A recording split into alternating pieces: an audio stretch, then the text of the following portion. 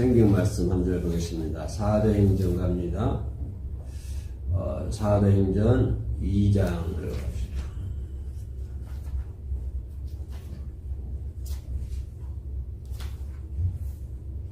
(2장) 1절로 4절까지.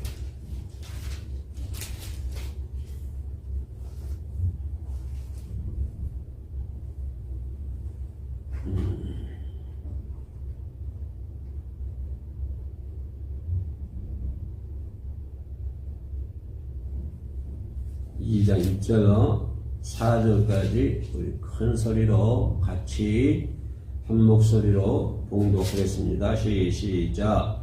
오순절날이 이미 이름에 그들이 다 같이 한 곳에 모였더니 호련히 하늘로부터 급하고 강한 바람 같은 소리가 있어 그들이 앉은 온 집에 가득하며 마치 불의 혀처럼 갈라지는 것들이 그들에게 보여 각 사람 위에 하나씩 임하여 있더니 그들이 다 성령 충만함을 받고 성령이 말하심을 따라 다른 언어들로 말하기를 시작하니라. 아멘. 우리 김정혜 자매님 아멘. 네, 그래요. 오순절날에 마가의 다락방에 있었던 사건입니다. 오순절이라고 하는 절기죠. 6월절 다음 날 2일날부터 계산해가지고 50일째 되는 날. 구약에서는 뭐 칠칠절, 백추절이라고도 부르고 신약에서는 뭐라고 부를까요? 성령 강림절이라고 부르기도 합니다. 이제 오순절 날에 성령 강림절, 또 구약에서 얘기했던 것처럼 칠칠절, 백추절, 칠칠절, 그죠? 백추절 불리는데 이때 성도들이 모여서 합심하여 기도할 때 거기에 성령이 임하는 그런 과정을 설명해 주고 있습니다. 우리가 성령의 도우심 없이는 믿음 생활을 할 수가 없죠. 왜냐하면 믿음 생활을 하는 것은 사람이 힘으로 할 수 없는 거기 때문에 사람의 관점, 사람의 어떤 지식이 있다, 뭐 어떤 지혜로 한다, 뭐 지식으로 한다, 뭐 어떤 살아오는 경험으로 한다. 그러니까 믿음 생활을 뭐 살아온 경험으로 하는 것도 아니고, 그죠? 또 믿음 생활 하는 데에서 어떤 뭐 지식이 필요한 것도 아니고. 그래서 오직 믿음 생활을 할 수 있는 것은 이제 성령의 도우심이 있어야만이 우리가 믿음 생활을 할 수 있다고 하는 것입니다. 또 성경은 우리가 그 믿음은 들으면서 얻는다고 했기 때문에 성경을 자꾸 들어야 되잖아요. 말씀을 보고 연구를 하고 성경을 봐야 되는데 그 성경을 보는 데 있어서도 성령이 함께하지 않으면 그 성령 그 말씀의 뜻을 헤아릴 수 없다고 하는 것입니다. 이해할 수 없다고 하는 것입니다. 하나님께서 예를 들어서 하나님이 천지를 창조하셨다 이 대목만 놓고 봤어도 그것을 어떤 과학적으로라든가 어떤 철학이라든가 또 어떤 사람의 지식으로는 이해할 수 없는 부분들이거든요. 그거는 도저히 증명할 수 없는 것이고 세상에 그 어떤 것으로도 증명할 수 없는 것이고 또 이해할 수 있는 부분은 아닙니다. 오직 그 말씀을 이해하기 위해서는 뭐가 있어야 돼요? 성령을 받아야 된다고 하는 것입니다. 우리가 성령이 임할 때 하나님의 말씀을 깨달을 수가 있고 알 수가 있다고 하는 것이죠. 또 이 부분에 있어서는 예수님께서도 가시면서 이 성령에 대해서 자꾸 말씀을 해주고 있습니다. 예수님의 오심도 성령이 공동으로 이 땅에 오셨고, 그죠? 또 예수님이 33년 일기 중에서 공중전도상 3년 아닙니까? 공중성활이라고 그러죠? 예수님 공중성활. 이 성활도 출발점이 뭡니까? 출발점이 성령의 이끄심이잖아요. 성령이 이끌려 산에 올라가서 마귀에게 시험 당하기도 하고, 성령에 의해서 예수님의 공생애가 시작이 됐다라고 우리가 말씀이 볼 수가 있는 것이죠. 그리고 또 예수님이 가서면서도 보혜사 성령을 너희에게 보내주마. 내가 하늘로 올라가는 것이 너희들에게 유익이다. 그리고 올라가면 보혜사 성령을 너희에게 보내주마. 이거 하나님 예수께서 약속하신 말씀이죠. 지금 성령에 대해서 말씀하고 있는 건데요. 예수께서 말씀하셨고, 또 보면은 뭡니까 사도행전 보더라도 성령이 임하시면 권능을 받고 유대와 사마리아 땅 끝까지 이르러 내 증인이 될 수가 있다. 이런 말씀을 해주고 있잖아요. 땅 끝까지 이르러 복음을 전할 수 있는 것은 뭐가 받아야 된다? 성령이 임해야 된다라고 하는 것입니다. 그래서 이 성령님을 이렇게 다각도로 여러 가지 각도에서 이렇게 조명해 볼 수 있는, 그죠? 다시 말씀드리면 예수님의 오심도 성령의 권능으로 섰고, 예수님의 공중전도도 성령의 권능으로, 성령 충만함으로 공중전도가 시작이 됐고, 또 성령을 보내주신다고 말씀해 주셨고, 또 성령 임해야만이 또 예루살렘부터 땅끝까지 이르러 내 증인이 된다고 주님께서 말씀해 주셨고, 또 오늘 본문에서도 오순절날 마가다락방에 이들이 성령 임할 때 그들이 이제 방언도 하게 되고 예언도 하게 되는, 그죠? 성령이 받기 이전에는 그 제자들이 무서웠잖아요. 무서운 시대이니까, 저기죠. 많은 사람들에게 상 받고 있는 예수를 중상 모락해가지고 십자가에 매달려 채용을 시켰으니까 무서운 시대 아닙니까? 쉽게 말하면 그 시대가 총칼로 지배하는 계엄령 시대, 그런 시대였겠죠. 그렇기 때문에 누가 말 한마디도 못하고, 그러니 제자들도 어떻게 합니까? 다 고향으로 내려가지 않습니까? 무서워서 그런 사람들에게 성령이 임하니까 어떻게 변했습니까? 그러고 예수의 제자, 예수를 추종했다고 하는 그런 것 때문에 무서워서 벌벌 떨고 있었는데, 그들에게 성령이 임하니까 그들이 이제 다니면서 복음을 전하게 되고, 결국은 순교의 가정에까지 이르게 되지 않습니까? 이런 모든 것들이 성령 충만함이 오는 결과이다 라고 하는 것입니다. 그렇다고 한다면 그 부분을 지금 그대로 우리 프레임 속에 한번 올려보자는 것입니다. 내 삶 속에 그걸 그대로 한번 집어 넣어보자고 하는 것입니다. 나 역시 마찬가지로 하는 것이죠. 나 역시 그런 성령 충만을 받지 않으면 그런 일을 행할 수가 없다고 하는 것입니다. 복음도 전할 수도 없는 것이고, 방언도 예언도 할 수 없는 것이고, 아무것도 할 수 없다고 하는 것입니다. 그래서 나는 전무하다고 하는 거예요. 성령을 받지 않으면. 그래서 내게 성령이 임할 때 나는 움직일 수가 있고, 성령 안에서 움직일 수가 있고, 복음도 전할 수가 있고, 주의 일을 할 수 있다고 하는 것입니다. 이것이 오늘 본문 말씀의 요지인데, 조금 더 구체적으로 들어가 보면은 성령 받으면 여러분 어떤 게 변화될까요? 성령 받으면 우리 뒤에 원래 김정인 자매님이 뭐처럼 금요 예배 참석했는데, 성령 받으면은 첫째로 변화하는 것이 뭘까요? 우리 삶에, 우리 인생에. 내가 성령 받았다. 그죠? 성령 받으면 나에게 어떤 변화가 올까? 그죠? 이 부분을 우리가 좀 깊게 생각해 봐야 됩니다. 이거를. 아니, 깊고 폭넓게 이것을 생각해 봐야 되는 거예요. 나 성령 충만, 말로 막 성령 받았네 해도 갖고 되는 것이 아니고요. 이게 성령 받으면, 내게 성령이 임하면 내 삶에 어떤 변화가 올까? 몇 가지로 여러 가지가 있겠습니다만, 가장 기본적인 뭘까요? 기도하는 자세가 된다고 하는 것입니다. 성령 받으면. 그죠? 나 성령 충만 받았습니다 해놓고 기도하지 않으면, 그거는 이제 말이 어긋나는 것이죠. 그래서 성령 받았다. 그러면 예수님의 제자들 보세요. 예수님께서 저 겟세마네 십자가 사건을 놓고 지금 겟세마네 동산에가 땀방울이 핏방울 될 때까지 기도하고 있잖아요. 예수님은. 근데 예수님은 그렇게 기도하고 있는데 제자들은 어때요? 제자들은 풀밭에 가서 잠이나 자고 있지 않습니까? 성령 받지 않았기 때문에.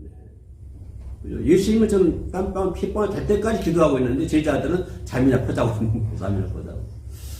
그런데 그런 제자들이 어때요? 성령 받으니까 기도하게 되는 것이고 복음을 전하게 되는 것이고. 그래서 내가 성령 받았다라고 하는 것은 어떤 자세로 변한다? 기도하는 자세로 변한다라고 하는 것입니다. 그래서 성령 충만히 받으면 기도하는 자가 된다. 그래서 성령 받으면 기도가 바꿔지죠. 기도는 잠이나 자지, 뭐 새벽에 일찍 일어나고 잠이나 자지, 뭐 기도하게 만들어. 이렇게 성령 받지 않으면 기도가 엄청 귀찮아져요, 하는 것이. 그죠? 근데 어떨까요?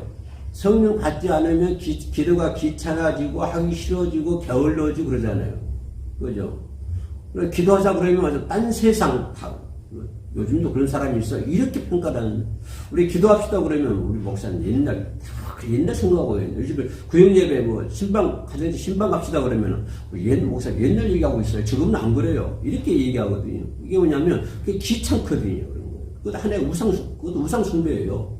귀찮은 것을 선호하는 것이 뭘까요? 그게 우상숭배라고 하는 것입니다. 그래서 성령 받으면 그 기도하는 자세가 귀찮은 자세에서 어떤 자세로? 즐거운 자세로 바꿔진다고 하는 것입니다. 이것이 성령 받은 사람들의 특징이죠. 그래서 성령 받으면 기도하는 자세로 바꿔진다. 이것이 제일 중요한 것이고요. 또 중요한 것은 성령 받으면 어떤 결과를 초래할까요? 내가 세상적인 사람이 있는데, 내 중심적인 사람이 있는데, 내 개인적인, 내 개인주의, 그런 삶이 있는데, 나를 위한 삶, 내 인생을 위한 삶, 이런 사람이 있는데, 이제 성령 받으니까 그런 사람이 어떻게 바꿔질까요? 예수의 사람으로 바꿔진다고 하는 것입니다. 이제는 세상 사람도 아니고, 나를 위한 사람도 아니고, 그죠? 내 삶을 위한 사람도 아니고, 내 인생을 위한 사람도 아니고, 그죠? 성령 받으면 그런 사람이었지만, 이제 성령 받으면 어떤 사람으로? 나는 누구의 사람이야? 예수의 사람이야. 이렇게 바꿔진다고 하는 것입니다. 아직 그게 바꿔지지 않았다고 그러면 성령 받기 위해서 노력해야 될 것 같아요. 열심히 교회에 나가서 기도하고 찬양하고 예배 드리고 성경 보고 열심히 하면 어느 순간에 성령 임해가지고 기도하는 것도 즐거워지고 예수의 사람으로 변화지고 바꿔지고 그런 역사가 이루어질 줄로 믿습니다.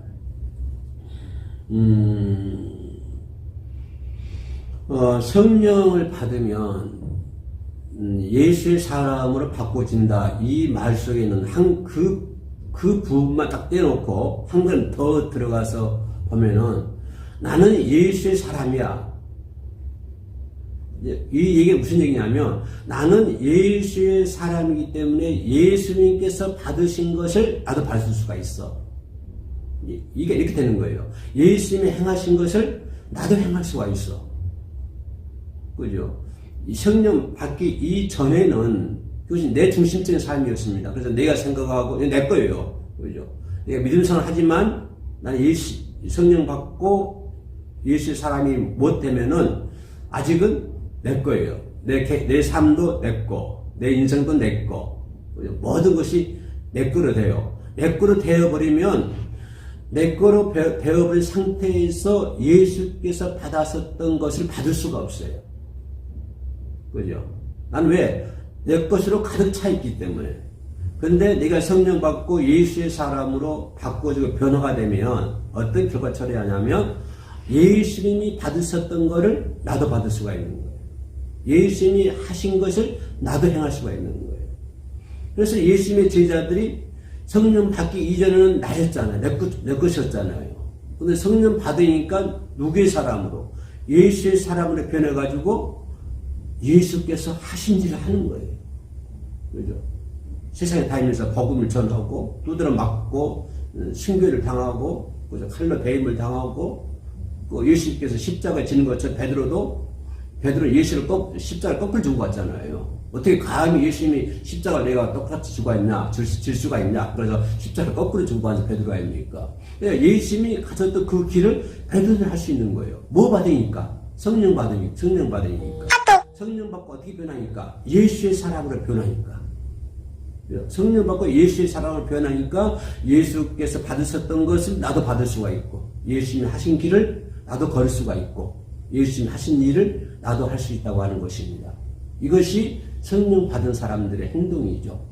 그래서 성령 받으면은 예수의 사람으로 바꿔진다, 변화된다라고 하는 것을 생각해 볼 수가 있는 것이고요. 또 그렇게 할므로 인해서 어떤 결과를 초래합니까? 그런 과정들을 통해서 하나님께 영광을 돌리는 거잖아요. 성령 받기 이전에는 내 영광이 있어요. 내가 열심히 노력해서 열심히 학사가 되고 박사가 되고 석사가 돼가지고 면류관을 쓰고 열심히 내가 했어요. 이건 내 영광이죠. 내 영광. 내 인생이 영광이 되어야 되고 내 삶이 승리해야 되고 성공해야 되고 그런 모든 그런 포커스가 나한테 집중되어 있어요. 나한테. 근데 성령 받으면 그 나를 비췄던 포커스가 이제 예수께로 향하게 되는 것이죠. 오직 나는 망하고 나는 죽어야 돼. 그리고 누구의 영광만? 오직 하나님의 영광만. 예수의 영광만. 그러니까 하나님의 영광이 삽시다 그러면 너 그렇게 살아. 그것이 아니고 내가 그렇게 사는 거예요. 그죠? 하나님께 영광 돌리는 사람은 다른 사람, 나 말고 나는 제외되고 저 사람들만 하나님의 영광을 돌리고 사는 거야. 저 사람들만 열심히 기도했으니까 성령 받고 예수의 사람으로 되고 예수께 영광을 돌리고 그런 사람으로 살아. 나는 아니야. 이런 사람 요즘 얼마나 많습니까? 그죠? 교회 밖에 있는 사람들은 그런 말 할 필요도 없죠. 제도권 안에, 교회 제도권 안에 있는 사람들이 하는 얘기죠. 그래서 성령 받으면 모든 영광을 하나님께 돌리는 삶을 산다 라고 생각해 볼 수 있고, 그러면 성령 받으면 또 어떻게 일어나냐, 마지막을 생각해 보면은 예수께서 하신 말씀이죠. 전도자로 변화가 된다고 하는 것입니다. 이게 가장 핵심이죠. 왜냐하면 예수님의 세상 최대 명령이 그거 아닙니까? 세상 끝날까지 가르치고 지키게 하라. 보라, 내가 너와 항상 함께 하리라. 이것이 우리에게 주어진 약속의 말씀이잖아요. 세상 끝날까지 복음을 전하는 것이 우리에게 주어진 예수 주신 사명이에요. 그러면서 뭐라고 그래요? 내가 너와 함께 하리라. 너희도 너와 함께 하리라 말 무슨 말일까요? 너를 지켜줄 것이다. 너를 보호해줄 것이다. 네가 로마에 가든 바로 손에 있든 어디를 가든지 간에 아무리 어려운 환경에 있다 할지라도 내가 너를 지켜주고 널 보호할 것이다. 그러니 염려하지 말고 너는 복음을 전해라. 내가 하는 거를 해라. 라고 하는 것이 예수님의 주장 최대 명령이잖아요. 이게 명령이거든요. 예수님의 주장 최대 명령. 그래서 이 명령을 수행하기 위해서 아프리카에 가서 흑인들, 식인들 사이에 들어가서 자기 몸을 죽여가면서까지 식인들에게 복음을 전하는 유명한 사람들도 있잖아요. 그런 사람들. 왜 그럴까요? 예수님이 하신 그 말씀, 그 명령을 준행하기 위해서, 세상 끝에까지 가서 복음을 전하기 위해서 자기 목숨도 마다하지 않고 복음을 전하는 그런 사람들이 얼마나 많습니까? 세상의 역사는 바로 그런 사람들 통해서 하나님이 일을 하시고 세상의 역사가 흘러간다고 하는 것입니다. 그래서 성령을 충만히 받으면 기도하는 사람으로 변한다, 또는 예수의 사람으로 변한다, 또는 하나님께 영광 돌리는 사람으로 변한다, 또는 전도하는 사람으로 변한다. 이것이 성령 받은 사람들의 특징입니다. 성령 받았네 한다고 해서 그거 되는 것이 아니고, 성령 받으면 이런 결과가 철회한다고 하는 것입니다. 그래서 우리가 성령 받지 않으면 믿음생활을 하기도 힘들고 이런 일을 하기 힘듭니다. 어떻게 성령 받지 않는데 예수의 삶이 될 수 있습니까? 어떻게 성령 받지 않는데 하나님께 영광 돌리는 삶을 삽니까? 어떻게 전도자를 살 수 있습니까? 뭘 받아야 돼요? 성령 충만해야 되는 것이죠. 그래서 성령 받아야만이 이 같은 일을 할 수 있으니까 여러분 기도할 때도 열심히 다해서 기도하고, 또 찬양할 때도 정성을 다해서 찬양하고, 예배를 드릴 때도 마음을 다해서 예배를 드리면 성령이 함께하여 주실 줄로 믿습니다. 그래서 우리의 인생길이 하나님 함께 하시는 그런 좋은 인생길 되기를 소망합니다. 기도합니다. 하나님 감사합니다. 오순절날에 함께 기도할 때 성령 충만의 역사가 이루어지는 것처럼 우리들의 마음속에도, 우리들의 교회 안에도, 우리들의 삶 속에도 성령 충만의 역사가 일어날 수 있도록 도와주시옵소서. 그래야 저희들이 성령에 이끌려가는 삶을 살아갈 수 있도록 도와주옵소서. 예수님의 이름으로 기도합니다. 아멘.